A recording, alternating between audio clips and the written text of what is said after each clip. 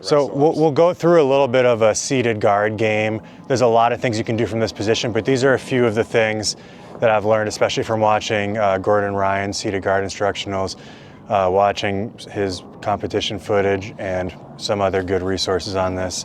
One of the great ideas for seated guard posture that I've been studying recently actually comes from some of Joseph Chen's stuff, but I'll get into that in a second. So basically, like the posture that I'm trying to have with seated guard, I've changed it after watching some of Joseph Chen's stuff, where he recommends staying on his side. And he has a really interesting rationale. So much noise right now.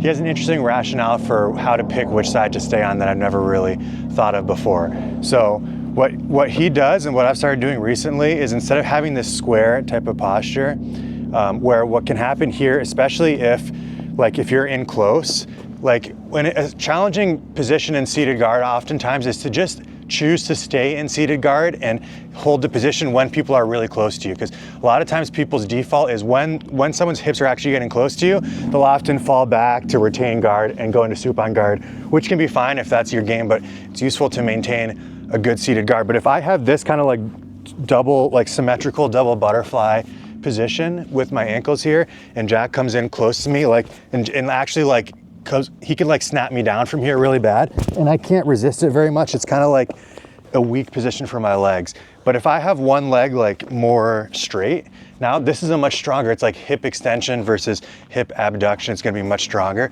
So Joseph recommends, and I've been doing this, and I would say I would recommend it too, keeping your dominant leg out and your non-dominant leg in.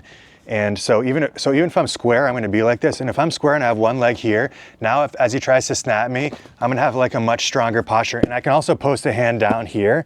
And now it's going to be hard for him to snap me.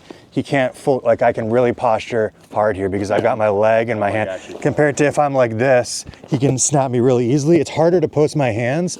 And so I'm not totally safe here, obviously, but I've got a lot of options. So that number one is just having this leg extended, and allows you to put a hand down in front and stop that. And why that's going to be good, we'll get into some of the details in a second. But if he's in close here, I've got a lot of options to enter into his legs or into wrestle ups as well, compared to falling back on my hips. I just feel like it's a bit less of an aggressive position for me to be in. So the reason why he recommends this particular stance is interesting to me. So basically, we'll go over some of the techniques in a second, and the kind of jabs that you can throw from here. But the dominant leg being out allows us to hit foot sweeps and things like this that require more timing and dexterity. And having this foot in allows us to wrestle up. You could obviously switch sides depending on what you want to do, but it's useful to just get really good at things on one side. And so basically what he's saying that I think is really cool is whenever you're on your right side now, when we're in this posture, I'm going to be able to try to hit these types of foot sweeps. Or if he's stepping in with this foot, I'm going to try to get him stepping a little further as I do that, and I'm going to be able to hit these off balances, and I can hit my double Kouchi sweeps like so. And as he's stepping across, I can hit those types of off balances. And then if I'm on my left side, I'm going to really be looking to do more, if he's posting on me, I'm going to be really looking to do more of these types of wrestle ups, because I have my heel to my butt, and I'm going to be able to quickly get up from that position. So that's kind of an interesting. You kind of already have a penetration Yeah, exactly. Versus if I'm on this side, it's very hard for me to get up into a wrestle up, because I would need to first bring this foot inside. So that's a cool way you can break things down and just kind of decide okay, I'm going to leave this leg out. If I'm going this way, I'm really looking for more of these style entries into the legs, like so, and utilizing foot sweeps. And if I'm on this side, I'm really looking more to come up, and I can use elbow passes and come up into wrestle ups and duck unders and things like that, and just single legs, because I can come up like so into these positions. So that's just a brief overview of the kind of posture we're going to be in here. One mistake I've made a lot in this type of guard is being in this kind of non-supine and non-seated position, where I'll get a 2-on-1 and I'll spend too much time kind of here, and this is very fatiguing. So being mindful about the position of our legs and kind of our torso being more forward, and then we're either there, or maybe if we do get a 2-on-1, we're entering and entering into supine, but not spending too much time in between getting kind of rocked back. So, and I feel like that's what happened when I would play with my legs more symmetrical, is when someone was coming in close, I would try to stay seated, but I'd be back here more. And so now what I'm able to do is be more like upright and actually frame and create space here and have a position where I'm strong. And then if I'm gonna go seated or I'm gonna scoot in, I'll go onto my back. But basically being here, it's like an ab exercise, you'll get very fatigued. So let's go over like kind of the basic game we can play from this type of seated guard position. And I'll start off on my right side here. This basically means I'm looking to attack foot sweeps and enter the legs. So depending on our opponent's posture, if he's upright like this, I'm gonna be able to immediately access his foot with this type of grip. One of the main grips I'm trying to always get to is like an ankle grip with a butterfly hook as well. This is kind of like a long range grip I can grab. And now if Jack lifts his foot up, I can stay attached to it, and it's very easy for me to pull in to the legs. If he picks his foot up, it's very easy for me to wrestle up if he goes to run away. And so it's kind of a cool, this isn't like a shin on shin guard, but it's something you can grab real quick. Now, a lot of times people won't be in with their feet like this. They're gonna be more forward in a wrestling stance. This is where we're going to be looking to, just like wrestling, you wanna be careful reaching really far with this collar tie, but if his head's really low, I am gonna pull on this collar tie and try to fatigue him and break him down. And if his head's really low and he's doing the feet way back style of passing, you can start to try to enter in front headlocks, try to even heist up. This is very important for a strong seated guard to be thinking about heisting. So one of the things that can really mess you up is like people doing this, what's called rumble passing, where they're really bent over and the leg's so far away and he's here on my legs. What I want to try to be doing is breaking into 2-on-1s here, pulling down on the head. If I can heist up to a front headlock, getting 2-on-1s, pulling down, this type of reaction is going to get their legs stepping in. So go ahead and have your hips really far back and your head down, because this is one of the main things that can be very frustrating from seated guard, is people kind of running around you like so. So yeah, this is very bad. So when the legs are too far away for me to access, first I never want them to be like gripping both my ankles. So I'm gonna break these off. If I have one leg free, I can start to heist up and cover the back of the head. Usually, even if you just start to pull down here, they'll start to posture up. For them to posture up, it's gonna access their leg a little bit. So we can even go into that grip that we just did, try to yank on it if we can. And I'll yank on it, and if it's light enough that I can actually lift it into an ankle pick style situation, then I can enter. If it stays really strong with it and I pull and nothing happens, you can use it to pull yourself up, or you can use it to pull yourself into more of a shin on shin position. When we're in this shin on shin position, there's another series of attacks we can go into. So that's number one. Just kind of getting into this grip and entering from here. When I get to shin, like one of the main style entries, just to keep it super simple, I'll do a whole other video on shin, is if his legs are square, it's gonna be very easy to hit this type of foot sweep. It's gonna be very easy to simply pull ourselves in to either side of the legs. You can pull yourself in to this, or you can simply pull yourself in like so. The trouble is when you're in shin on shin, people are wise to it and they're gonna blade their stance. So when we have this bladed stance, all we're gonna do is we're gonna kind of blade our stance as well a little bit. We're gonna post back here. We're just gonna give a good yank on this and it's gonna bring that foot towards us. So a really slick technique we can use, go ahead and step that back, is try to time that. Go ahead and step in slow motion. As he's stepping, as he's landing, I wanna try to pull this through, and we're gonna be able to get a strong off balance like that. You can push back and get them falling backwards, okay? Then if that fails, so he's in a bladed stance here, and I go and I pull this in, I can just grab this, pull myself into the legs. Now we're entering our X guard game. We're attacking the legs. So that's kind of all based on being able to access a shin on shin position, which is kind of like, to me, it's an intermediary position to entering the legs. There's other types of wrestle ups and things we can do from there as well. But basically trying to get this, the problem is a lot of times his body's in the way. And so we're gonna have to try to attack the upper body through arm drags, through 2-on-1s, pulling on the head, threatening to high step to a front headlock as he pulls his head up. Now we can enter a shin on shin and do all of our good attacks from there. Another thing we can do that I really enjoy doing are these foot sweep style attacks that we see Gordon Ryan do really well. And that's gonna be the same thing. If he's just upright like this, we can go, we can block, and we can push on the knees to get him to fall over. And if we're on one side, what we're gonna do is push, we're gonna pull like so and get the sweep. Whichever side you're on, you're gonna be able to kind of pull that side further.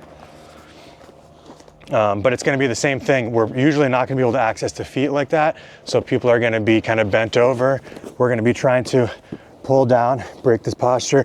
As he's coming up, we can scooch in and we can hit these foot sweeps. A lot of times that's gonna cause him to step one leg way back. And now we can enter either this type of position where we're gonna pull, or see if he makes his leg light, and we can grab onto this. We can use it to pull across and expose the back or expose the legs. Or as they're stepping out of this double kouchi and he's stepping this leg out, we can come into a shin on shin style grip here. And now we can use this again to try to pull the other leg closer to us so we can grab it and we can just pull ourselves in to an X guard.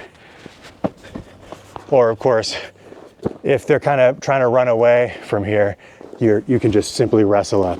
You're gonna have a hard time wrestling up here if they're driving into you. If they're driving into you, you're gonna be able to just roll under and come into all kinds of cool leg entries.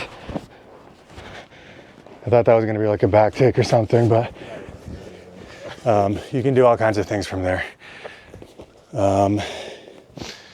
So that's a basic seated guard game where we went over some good postures, harassing the feet. The other thing is just trying to, anytime they're stepping near you, trying to get them to step a little further. So as he's taking a step, I'm gonna try to kick it in. I'm late on all of these, but kind of trying to track the foot like that. You'll be able to get good off balances. Is when I do this, Yeah. this step. The one that I'm best at is when people step diagonally across, and then you just get them to step a little further. And that sets up some really easy wrestle ups and some really nice sweeps. But you can do that also with not a step across, but just a straight step. The key is to get it as they're landing. So if I just step as he's stepping, he's gonna go with it.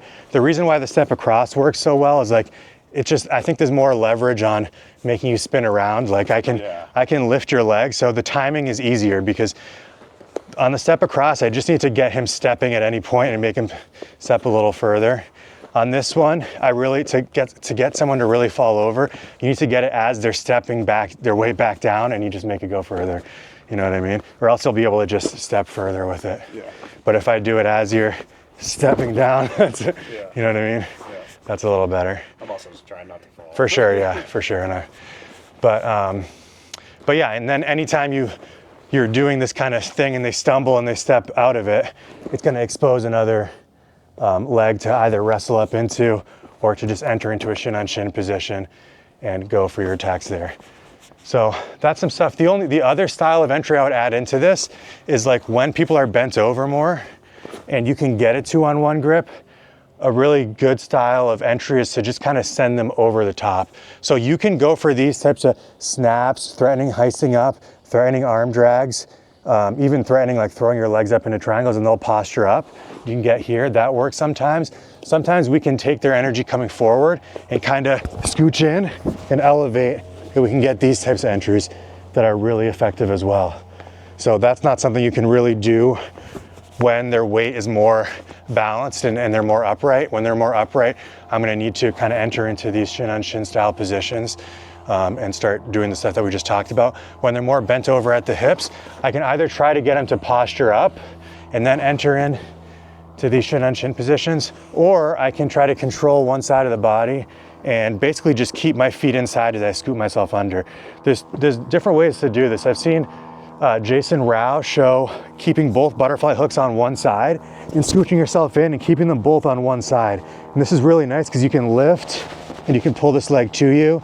And something that happens a lot is they'll turn this knee away and you can kind of kick out and get these nice back entries that are super fun.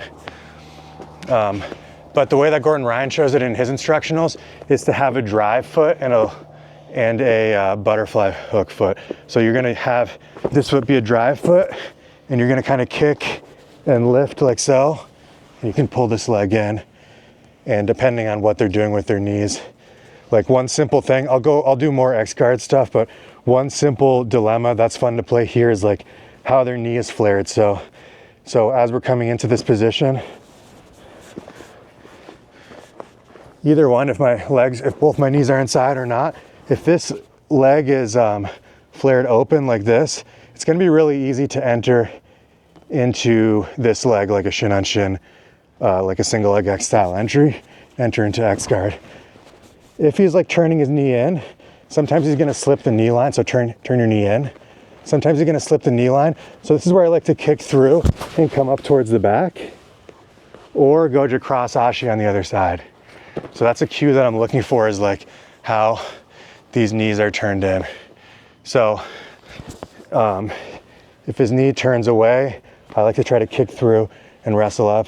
You can still pull through and enter into the legs like here, but a lot of times they're already kind of spinning through. It does expose the heel, but you can also lose the position.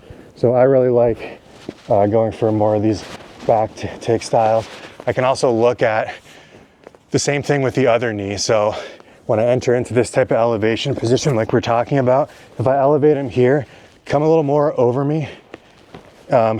If this knee is facing in, then I'm gonna be able to really like turn this knee in more. Yeah, now I'm gonna really be able to enter cross ashi in this way. But come back. If this knee is flared out, now I'm gonna focus on trying to make this leg light to kick it through so that I can enter in towards these back take style positions. So that's a good little cue that I've found, is like that far knee being open or not. So that's a really solid game you can start to play from seated guard. It's a cool guard because it's kind of like an entry point into a lot of different positions. And I think we'll make some other videos on a lot of the attacks and options you have from X guard, but kind of a lot of your entries to X guard are going to come from these seated guard style positions. So yeah, hope that was useful.